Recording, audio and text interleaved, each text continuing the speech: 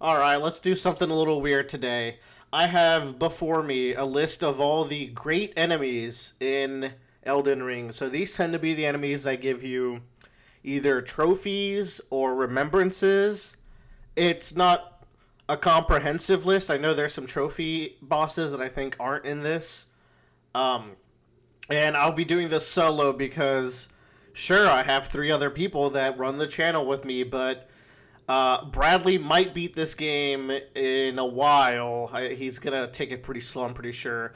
Tyler, I don't think, is going to beat this game. And then Joe is going to probably beat it, but not do a good chunk of these bosses because he's going through them pretty fast. So we're going to do this solo. This would be something really fun to stream, but we don't really have an audience for streaming. So that's not a thing that's going to happen.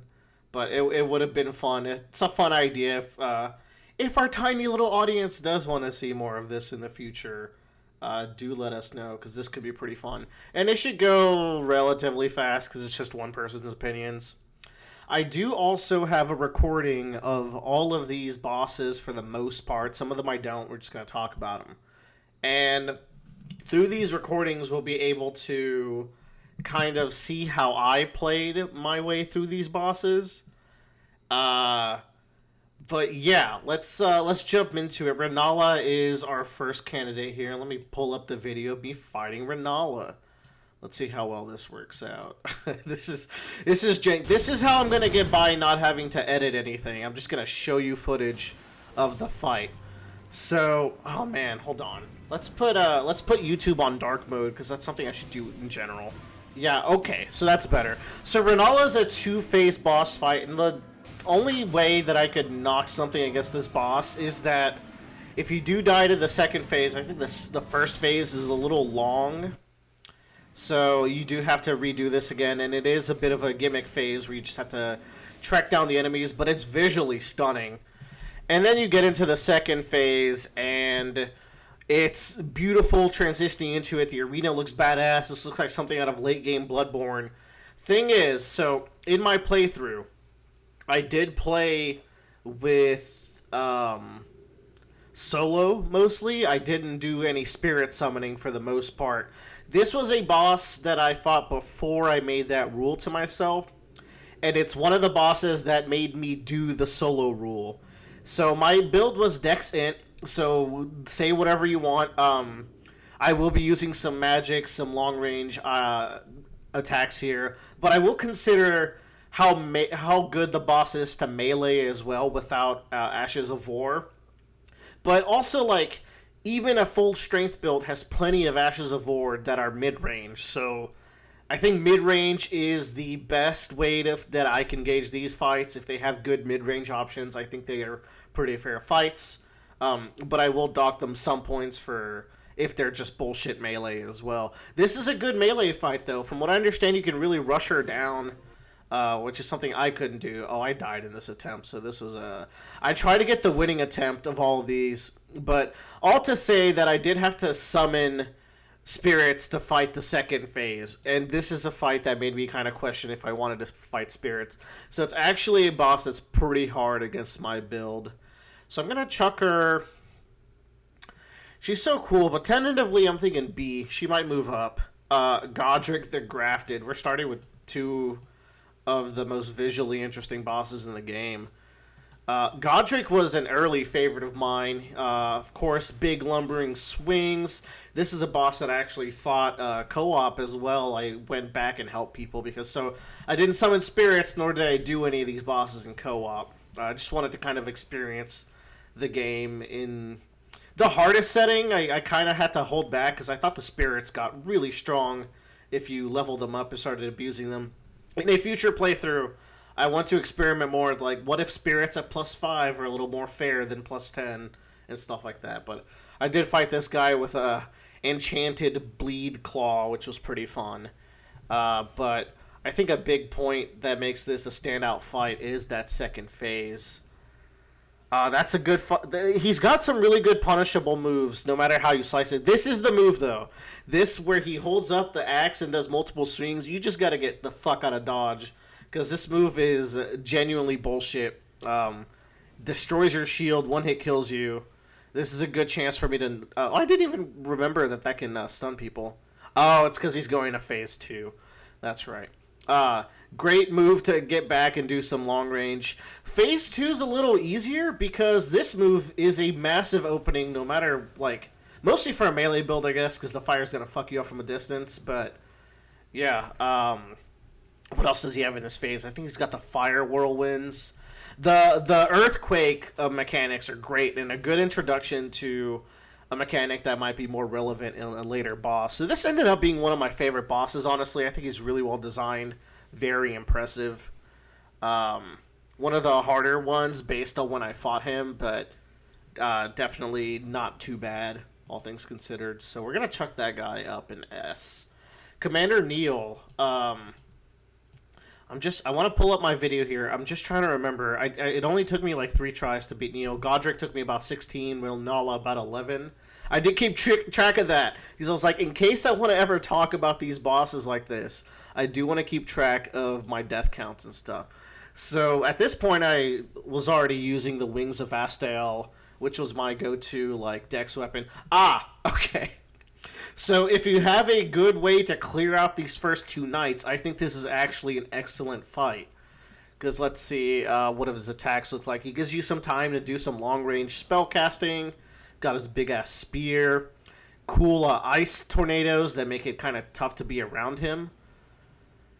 He's got the blowback where he, if you block it, you get blown back. I think that's a cool mechanic. But he does. He's got enough lumbering moves where if you are using Ashes of War, you can really punish him. He might be a problem if you're meleeing him, looking at him now. That might be your chance to get a couple hits. Ugh, he's got a pretty nasty follow-up, though. I'm trying to see here. Like, when can you really melee this guy?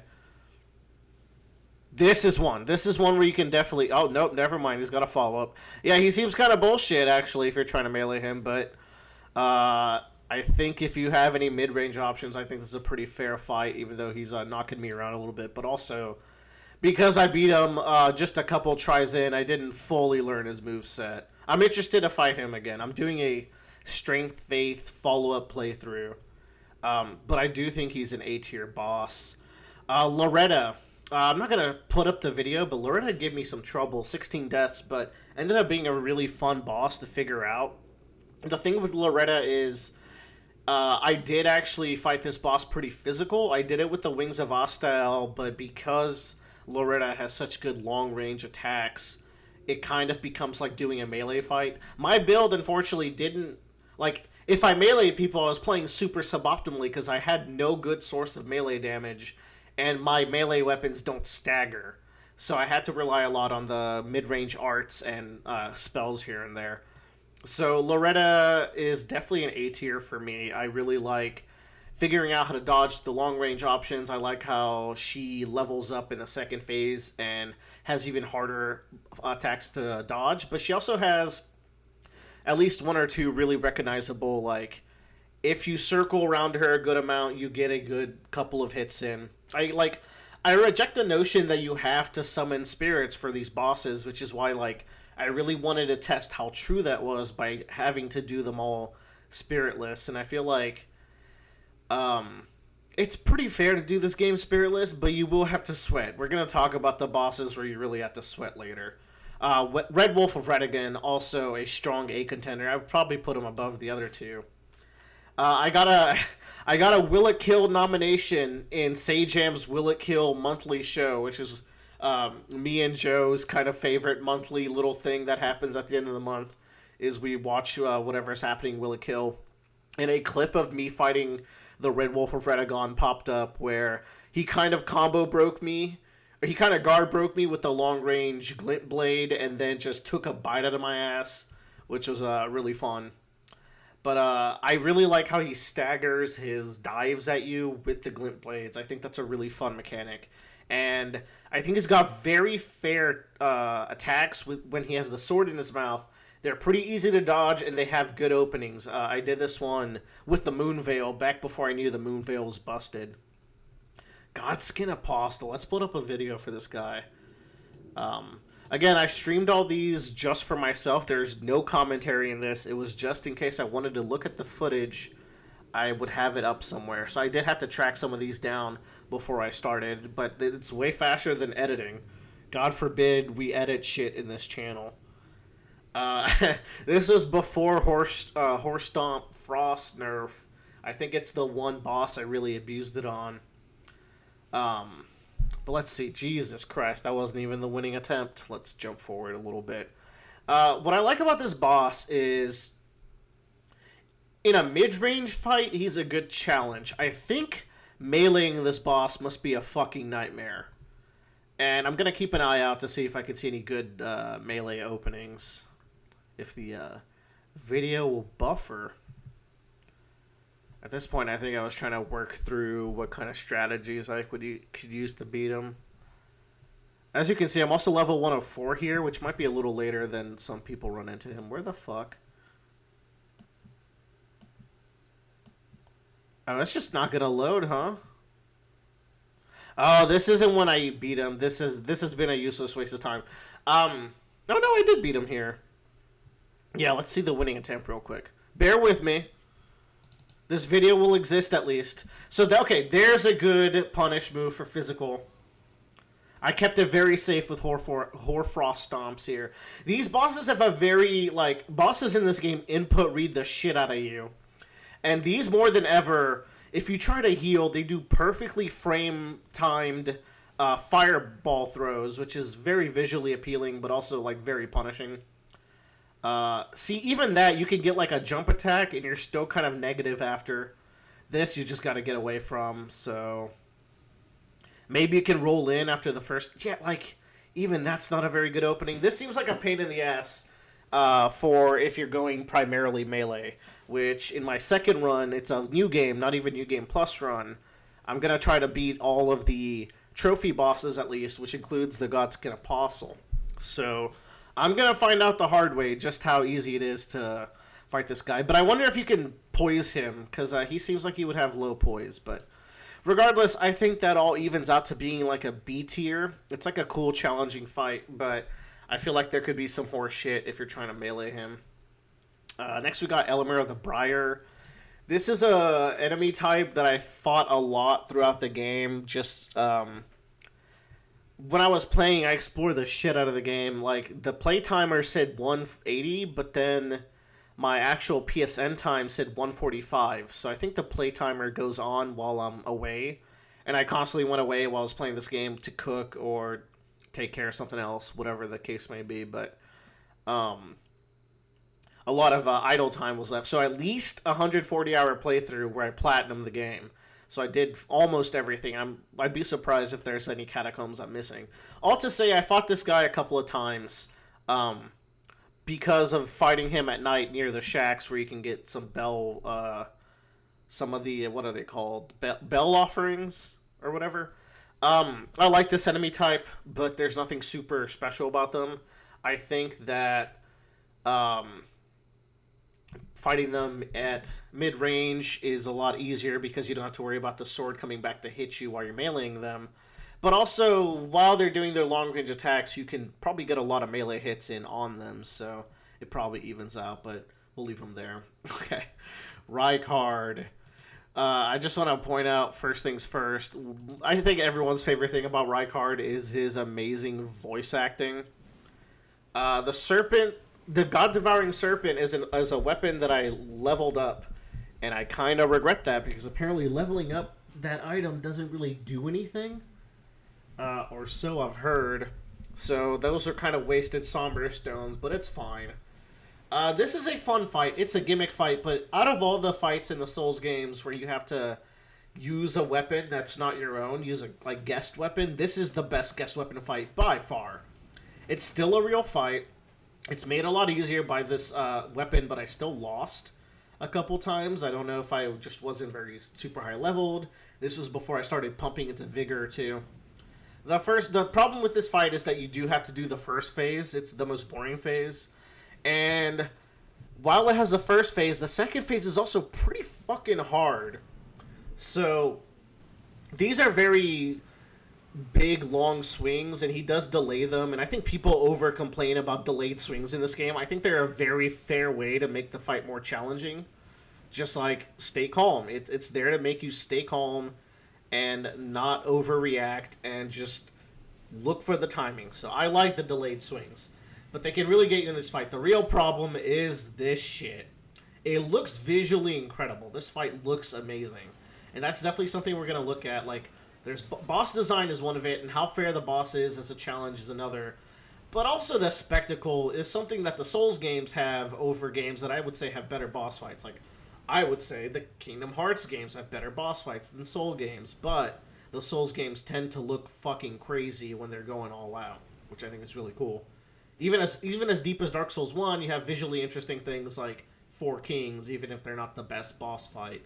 Yeah, this move, you really just have to respect it, huh? Leave a comment if there's a better way to handle that move, but I think the way I did it was just let him finish. Just dodge, dodge, dodge.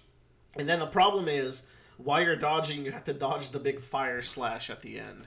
And that got me like once or twice, for sure. I'm trying to see here if I have my number of deaths that I got to Rykard, probably somewhere, but I'm trying to find it. I did do him later than I feel some people might, but yeah, no, I'm not gonna wait. Yeah, I'm not gonna spend too much time trying to find it. Anyways, because of that long first phase, and I do like how the ultimate attack is just a dodge fest. I don't think that's unfair, considering that you can hit him whenever. Actually, I think that's really fair on that account. He's somewhere between A and S for me. And it's high A or low S. I've warmed up on that fight a lot. I think it's pretty fair, and they give you a weapon, so even melee bro... First of all, you can melee kill him. I saw him Vine Sauce almost do it, which kind of means anyone could do it. Fire Giant is a boss I'm surprised people have as much trouble with. Let's see if I can pull up his death count. For me, it was 6, so not super hard, but also not particularly easy. I will say you get to ride your horse, and that's cool. The one thing about Fire Giant is I never figured out how to dodge the move where he kind of puts his shield on the ground and makes a big blizzard wave. But because I had the Wings of Astell, my DPS was off the chain. Second phase, I kind of powered through by just using Wings of Astell to hurt his foot, even though you're not really supposed to do that in that phase. I think at that point you're supposed to go for the eye, because this foot gets so much defense, but the Wings of Astell, if all the pops hit, just gets you so much DPS. So I definitely think as an A tier boss, I'd probably put him right here. I don't know if there's gonna be any D tier boss. There might be one.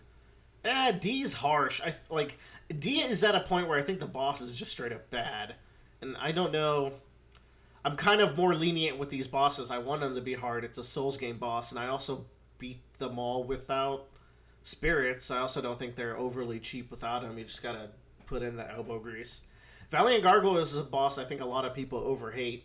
I'd probably put him low B. I think no. They might be high C. I still think they're overhated. The thing that makes this boss kind of fair is the fact that they come staggered. So you can fight one, and the way I did beat him on my winning attempt is I did so much damage to the first one. Let's see if I can pull it up here.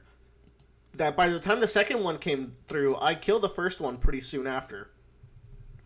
So let's see here. Oh no, that is definitely not the winning attempt. I did a pretty bad job at getting these winning attempts, looking at it. But I just want to see... no, this is definitely not it either. So let's see. This boss, I seem to be going for a ranged. I see some... There are some points where you can hit him physically, but the thing is, the swooping attacks can, like, just fuck up your shield. So they're not the most, like, easy to fight, just in period. This move, I think, is their worst move by far. It looks like you can block it. You can also make them breathe on each other. So I think there are mechanics that are thought out with this fight where, because they come staggered and they can even hurt each other with some of their moves, it's not the worst thing. You're gonna see me use the Ice Lance move a lot against these bosses. It's a very good mid-range option that I think is super slept on. That move is also pretty brutal.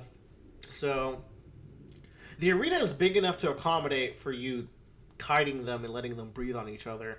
I'm gonna put them in C, but like keep in mind C is like a solid baseline. I think every game should have a couple C tier bosses. It's not the end of the world. They're kind of like vigor checks and spacing checks. Are you like, are you? Do you have enough DPS at the start to kill them, or do you have enough evasion at the end to kite them? And it's kind of accounting for both. Mimic Tear is as cool as you are, but as neat as it is, there's so many other interesting ways to fight PvP style enemies. Like there's the giant jar arena where you fight people's random characters. I think that's more interesting than the Mimic Tier, so I'd put them down here. Plus you can cheese them very easily by just taking off your clothes and then going in, and it's like that's a level of cheese where it's like it's too accessible even.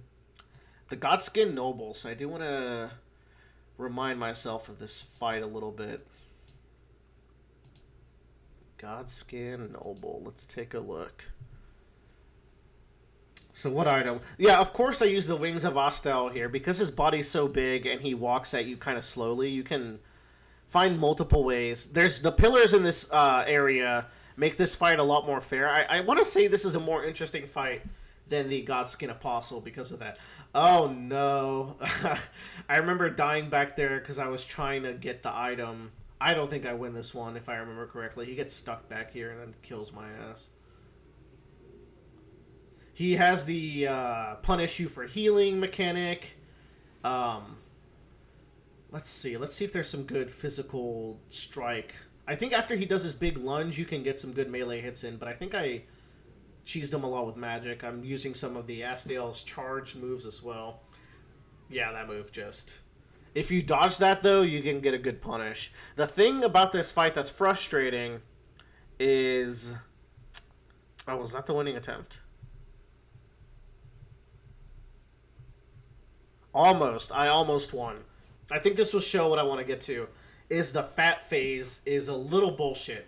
In all my playthrough, I didn't properly learn how to dodge the rollout attack that he's about to do here. And you can't really dodge it because he's so big and he circles back around. So do you just have to take it?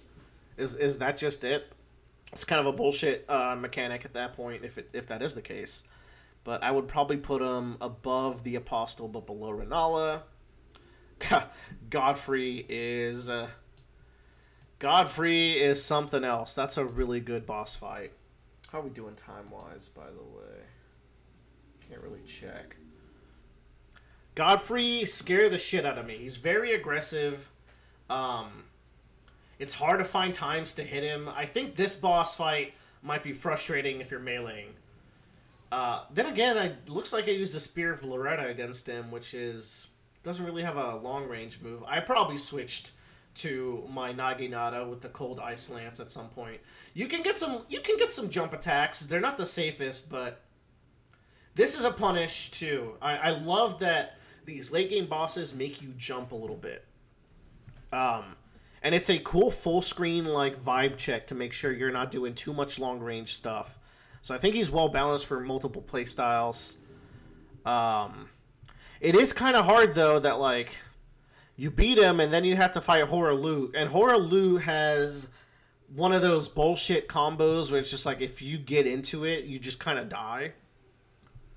And I want to see if I can get footage of that. Oh yeah, I completely did not get the winning attempt. So yeah, let's see some Horalu moves as well.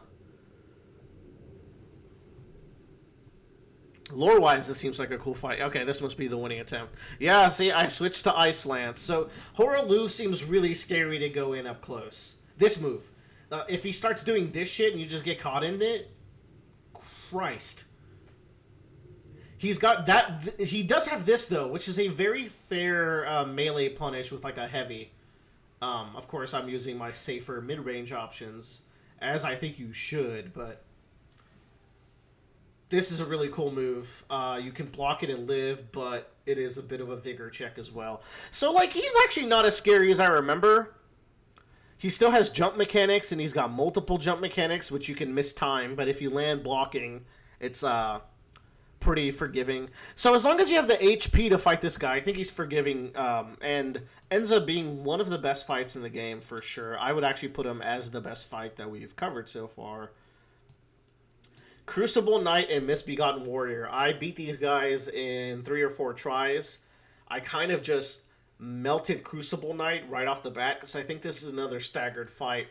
I came here later than I think you should, so Crucible Knight was actually taking damage.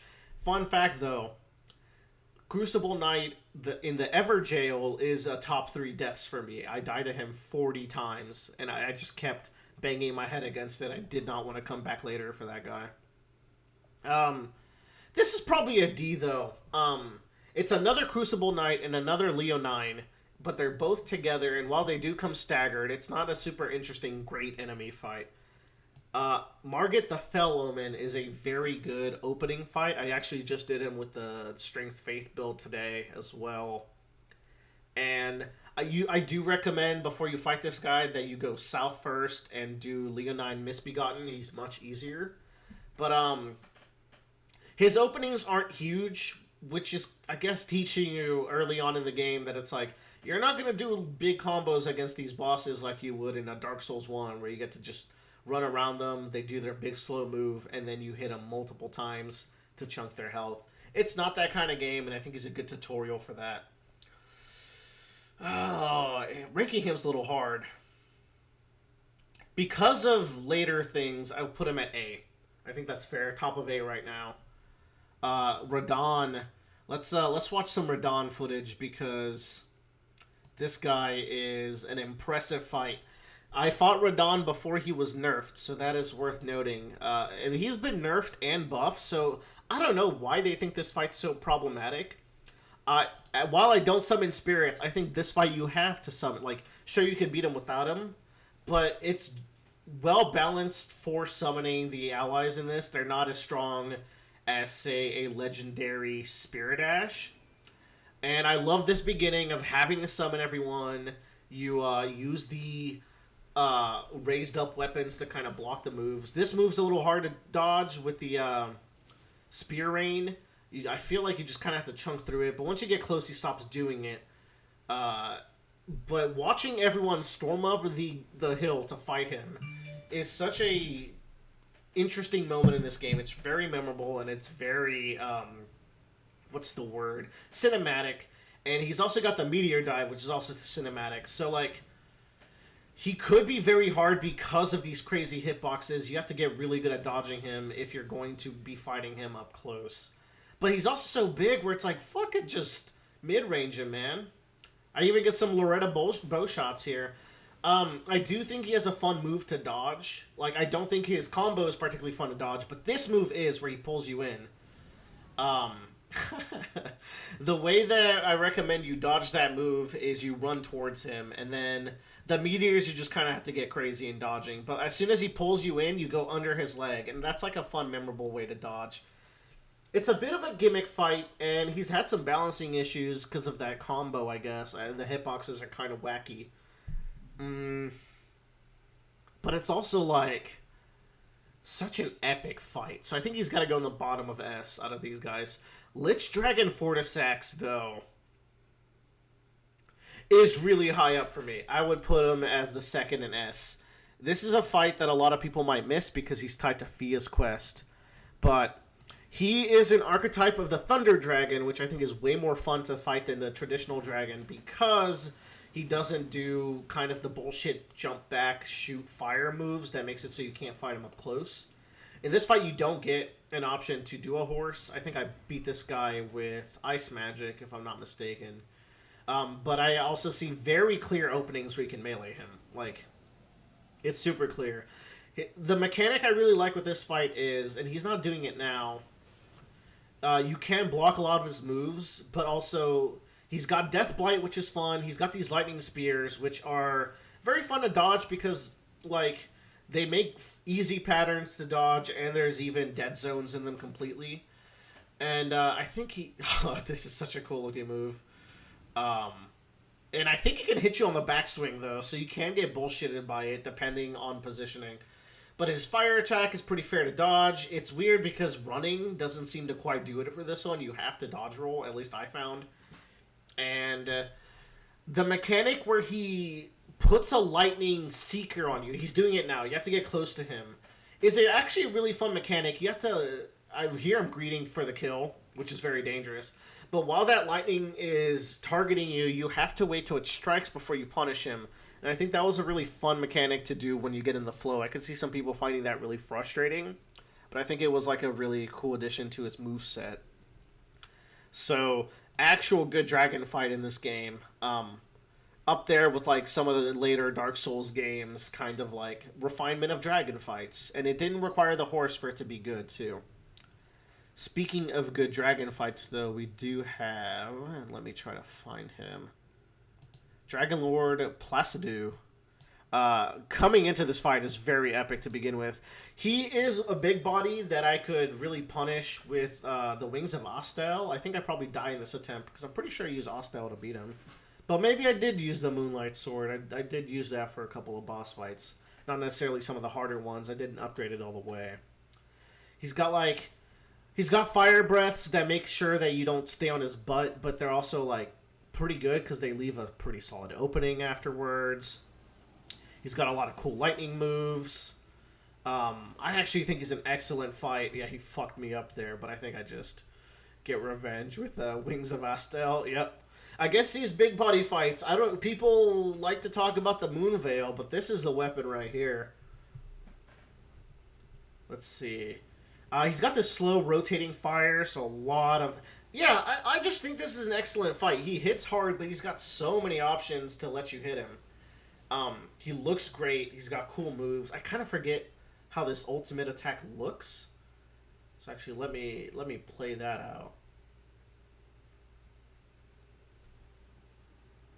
It's just a big swipe, but it's cool. He teleports right back to you, which I think is...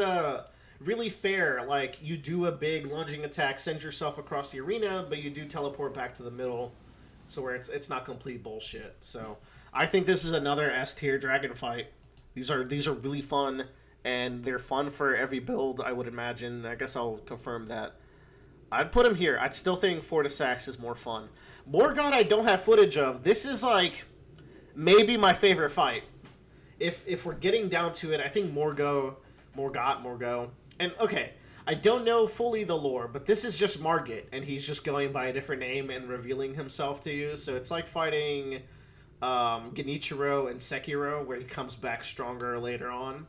I think that's a cool thing that they're implementing into these games, but Morgott's got very cool-looking moves. He's very flashy. He seemed very fair. He wasn't super hard.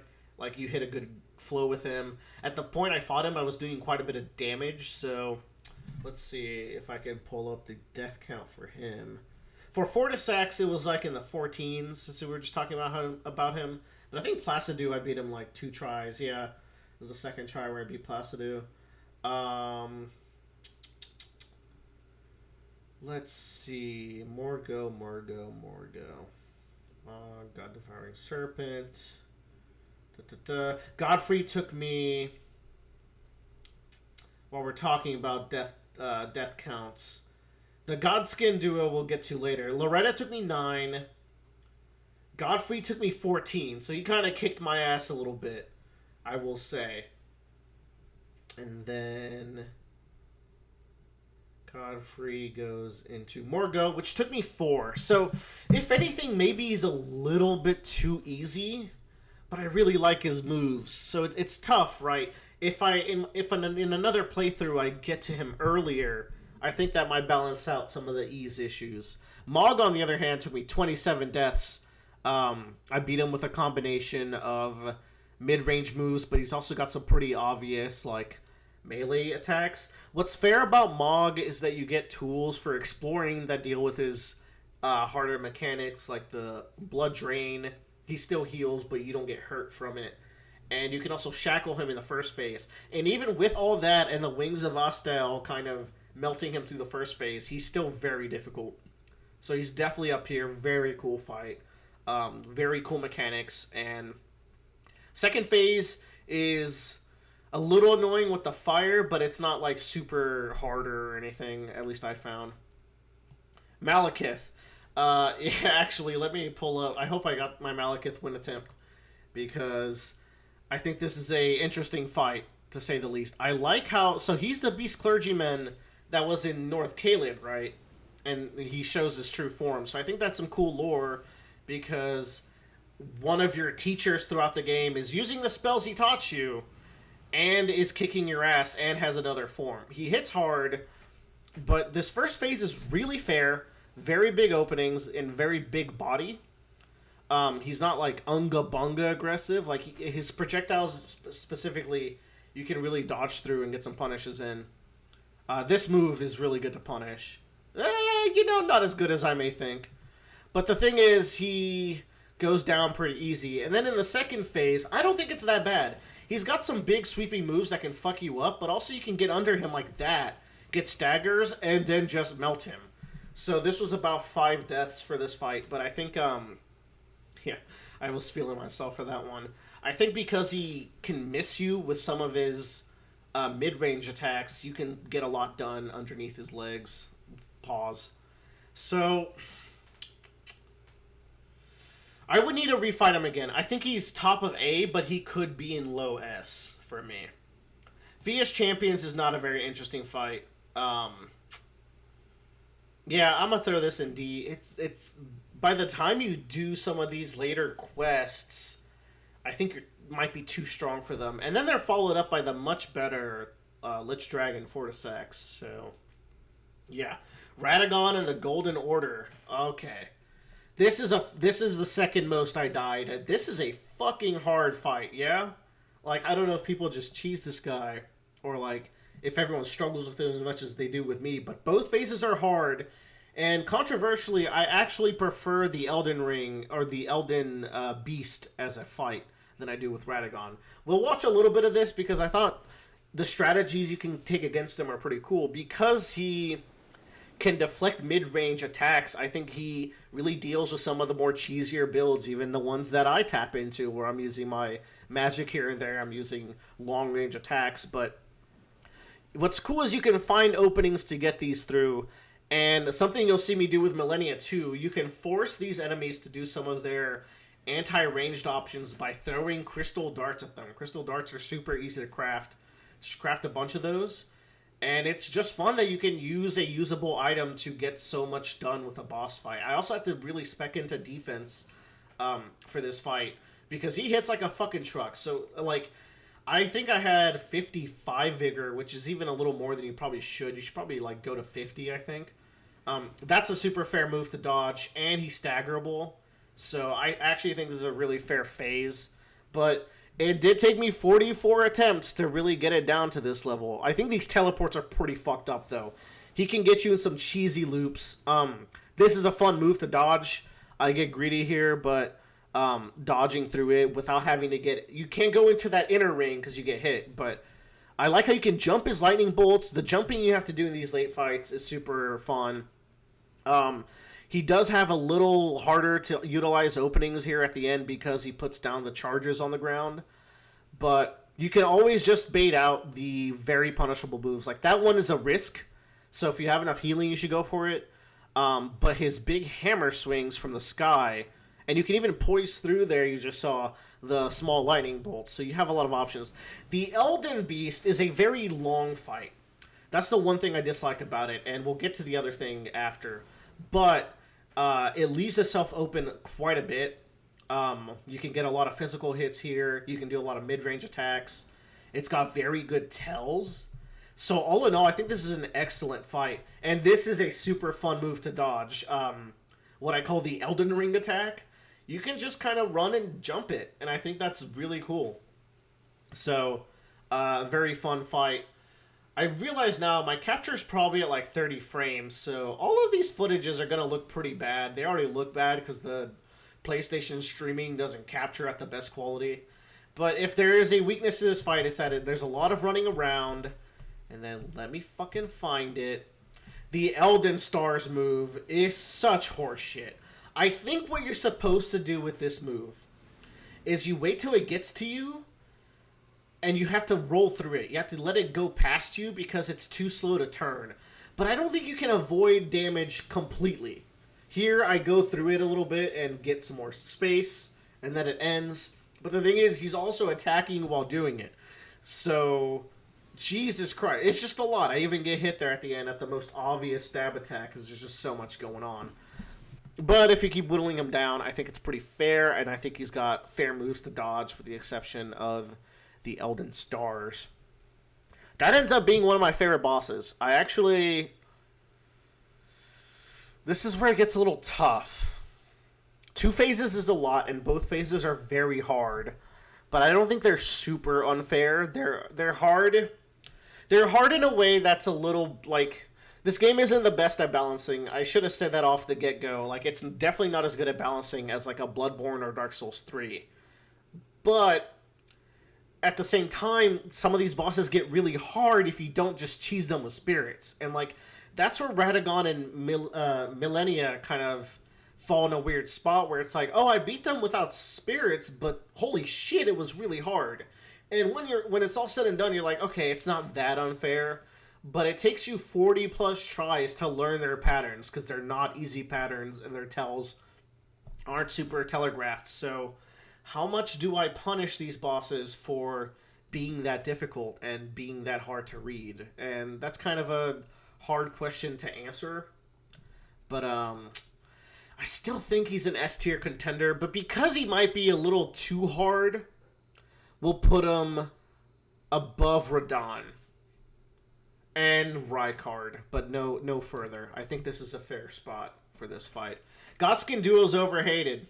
I beat these guys by utilizing the Bastard Stars, which is a cool weapon that I didn't get to use in a lot of the harder fights. But it was perfect for this because the thing you have to understand about this fight is until they transform, they can't destroy the pillars. So you have a lot of different ways you can approach this fight. You can get them both to mid and then transform them at that point, at which point they'll start destroying the pillars. Or you can just always focus on the Apostle, which is the skinny one. He has a way easier moveset to dodge. He doesn't do the fat rollout. And while he can still destroy the pillars, if you just keep killing him, they have a shared health bar. So you can do cool things like just focus on the harder one and whittle them down. So I don't think they're that bad. They're also not great. Are they better than them? Controversially, I think they're better than them individually. Because you can do more interesting things, and the arena is not that bad for this fight. I think they're actually a fair duo fight, and they're more interesting than the Gargoyles. Hot take, I know. Millennia. Fucking Millennia. This fight took me 74 attempts, and let's pull up the video of the winning try, because you really have to learn this bitch. She is difficult. But that's weird, because like I just said with Ratagon, I don't think she's unfair at the end of the day. Like, I've seen a lot of people fully melee her, and my build doesn't really stagger her, so I can't quite do it. But you can get a lot of hits on her, and you can do a lot of melee moves. You're going to see this is the boss that taught me about utilizing crystal darts to make bosses do certain things. If you toss a crystal dart, she goes into her dodge pattern, and that gives you an almost free weapon art. So in this case, I'm using my usual Ice Lance. This is a tough move. She can punish you from mid-range with that pretty easily. I want to get to what I consider is her most bullshit move. And it might not be what you think. Let's see. The most annoying part of this fight that really wears on you is having to do Phase 1. Because Phase 2 is a lot harder in my opinion. And Phase 1 is just kind of... It gets pretty easy once you get used to it, but it is still slow if you're playing safe. It's like, you can definitely speed it, but it becomes a lot scarier. This move, the triple slash, you're supposed to dodge through her and then dodge to the right. That's what I read afterwards. And I wish I knew that going in. But not knowing that going in, this is actually a pretty fucking tough move to dodge because you can't really go backwards a lot of time. You see in a lot of, like, my strategies is run backwards, get some space, wait till they do something punishable. And as for her Rivers of Death move, this is a Vigor check and a Space check. This is actually not that bad of a move. Because you'll see there... Let's actually see how close I was by the time she started it. I'm backing up because my strategy here is always to back up. She's doing her thing. This move that I hate. She goes for that. I get a stab punish here. I don't know why my video's doing this. Or why the quality is so bad. Give me that 1080p. You can do it. See, she starts from up here. Like, I'm this close. Backing up way too much. So let's see how well I handle it. I completely dodge. I get hit there at the end because I mistimed the dodge.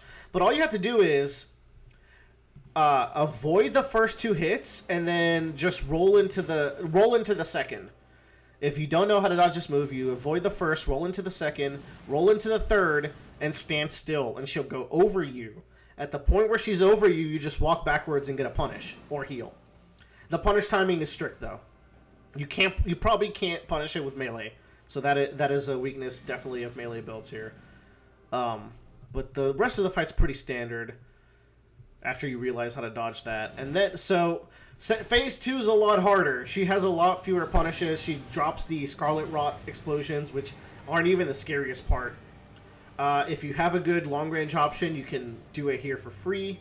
You can also get a hit there as she's standing up. This is the move that you can punish, but she can follow up fast. And I didn't mention, but Millennia heals, and that's a really frustrating gimmick too, because she can heal through your shield. There is a good move to punish her, where she jumps. This has become a Millennia fight tutorial. She jumps up, and you roll behind her, unless you're me, who's an idiot who messes up the roll, because the camera does make it a little difficult, to be fair. So I do eat a punish here. But I want to get to the last move I want to mention here while we talk about Millennia. This is a fight where I have to. She can still do this, even if you get clipped. Just you need to come in this fight with enough vigor to be able to be clipped, and it's not that bad. This is actually one of my worst attempts as far as dodging that move. I got pretty good at completely avoiding it. This move is still the bane of my existence. That killed me more than anything at the end of the day. It's very frustrating to deal how fast she can rush you down. Doing that move. Get some punishes. She even hit me. I thought for sure I was dead with her grab here. Like, let's look at how much health she heals off of this shit.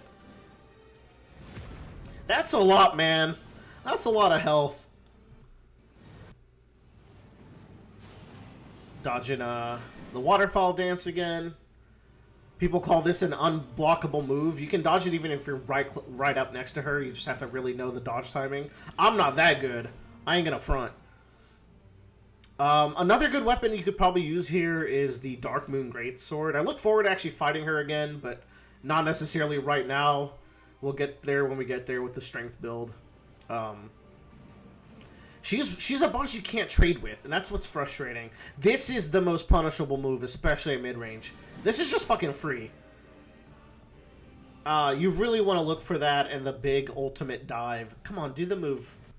Do the move I hate. I just want to talk about that before I move on. This move. This move was the wall for me. This was a bigger wall than Waterfall Dance. And really all you have to do is dodge left, right, right. Like you take a delay after the left and right, but then you have to do the double right one after the other. And then you just wait for the stab. I think you can even block the stab, but she will get some healing. Again, you can fully punish that move. So again, all to say, she's not super unfair, but her mechanics are kind of frustrating to deal with. The first phase gets really boring after a while. So I'd move her to the bottom of A. This is a very good super boss. She's also optional, so you don't have to fight her if you don't want to. She's not completely unfair, but she fucking takes a lot of work. And I think that is kind of what holds her back there. And again, the healing mechanic, especially being able to heal through shields, makes this a very limiting fight. You can't play turtle against her, at least as far as block goes. You have to do evasive strats like I did, where you just take your distance. Alright, we can speed run a lot of these final fights. Regal Ancestors is super cool. These fights aren't super hard, but they're visually interesting. I don't know if there's a limit to how much this boss can heal. If there is, I could see it being frustrating because a lot of the attacks puts it kind of far away from you. And if it can heal indefinitely, you may not be able to get the DPS enough to put it down. But it looks beautiful. The arena is super cool. My voice is going because I've talked so much. I'm sure you've noticed by now. But I'd rate them above Godskin Duo. Magma Worms are interesting. There's one Magma Worm that I rate really low, and it's the one in Volcano Manor in the magma. Aside from that, I don't think Magma Worm is unfair. You just have to respect the move where it's running around and spewing lava. Do not try to punish it. Unless you have like a very quick mid-range option, or you can very quickly hit the tail as it passes by you, just run around it while it does that. It's more worth it than to be stuck in an attack animation when it turns around and then you don't have good timing to dodge it or good spacing to avoid the lava at least behind. But aside from that, I think it's a fair fight. I'd throw it in low B. Leonine Misbegotten is just really weak. Like, he's weaker than Margit, but he's a trophy boss, so my recommendation when you start the game, if you want to fight all the major bosses, is you explore a little bit around, Limgrave, get your starting items, and then just book it to this guy and kill his ass, because he's kind of a punk. He's not hard. There's also, what's frustrating is there's a more interesting version of his fight that's not the trophy version fight. It's the one where he has faith spells that he buffs his sword with. So he's not even the most interesting version of himself, which I'll also say about Agheel. Agheel is just kind of, I won't say he's boring, he's still a cool dragon fight, and the way he shows up is very interesting. But it's not a very interesting fight. There's cooler dragons you're going to fight. I think the rot dragons are better. And I also think Adula, the frost dragon that teaches you like one of the coolest spells in the game, is also a more interesting like traditional dragon fight. Sir Gideon, I feel like is probably gets a lot of hate. Because if you play this game quickly and skip a lot of content, and if you don't talk to him, both of those just trivializes his fight from what I hear. He doesn't do any of the cool spells. Me, who scoured the games every corner and did talk to him, he had the entire arsenal by the time I was fighting him. So because of that, I think he's a really cool fight. And he does get a lore bump. He seems like one of the most interesting Souls characters I've ever seen, where like the ways he actively works against you secretly, and like I guess maybe not so secretly if you're paying a lot of attention, is really cool. And then seeing him be kind of the gatekeeper to the endgame bosses was also very interesting. Astell, Natural Born of the Void. Maybe I'll pull up the video for this guy. Actually, I'll do it for the Dragonkin Soldier, because this Dragonkin Soldier plays pretty different than the other ones you fight. But you fight two of these guys. They're super cool. I actually think they're really punishable. They're good for every build. You do have to run around the arena to chase them down. And all you really have to do is when he teleports above you, just be patient. Try to get your camera right. You don't even need to necessarily have the camera right. You can get used to the timing of... Or just look up. You can see him teleport, and he's going to do a slow grab. What gets people is that the grab is way slower than they think. But aside from that, he's a cool-ass, weird Bloodborne character, and it's definitely an S-tier contender. I'll put him above even Mog. He's up there for me, and looking at this list, I think he might be top 3. Dragonkin Soldier. Let's get a bit of a refresher on how this fight goes, because I haven't fought it in a while. And you fight a couple of these Dragonkin Soldiers, but only this one fights like this. Looks like I did this guy with gravity spells. So as you can see, I did use a lot of different options. If you saw my Catacomb fights, I used all sorts of weapons for those. You can, I guess, track down these videos if you want. There's no commentary in almost any of them. Aside from some where I'm talking to Tyler, actually, of the podcast, where he jumped in the stream and was watching me play. Aside from that, these were just for me to kind of get footage. I think these are really fair moves to dodge, even if I'm failing to dodge them. So let's just jump into that second phase. Because this is the one... God, he does like let you wail on him long distance wise. As for the lightning, I think it's pretty clear on the ground where it's gonna hit, even if I'm being an idiot. Like, I could have just kind of stood there and dodge. I could stand right now and dodge it. I'm just being a little freaked out because I don't know if I saw much of this phase before this. That's a pretty easy punishable move. So I think this is a really cool boss. Might have gotten here a little over leveled, but just a tad. So I think that's an A tier contender. I'd put him above even Nile. He's like a fun... You're not going to struggle too much with this guy, but he's going to make you work just a little bit. And like he's... Sometimes you want a bit of an easier fight that just looks cool and plays well. And I think this is the Dragonkin Soldier. And finally, we're going to talk about the full-grown Falling Star Beast.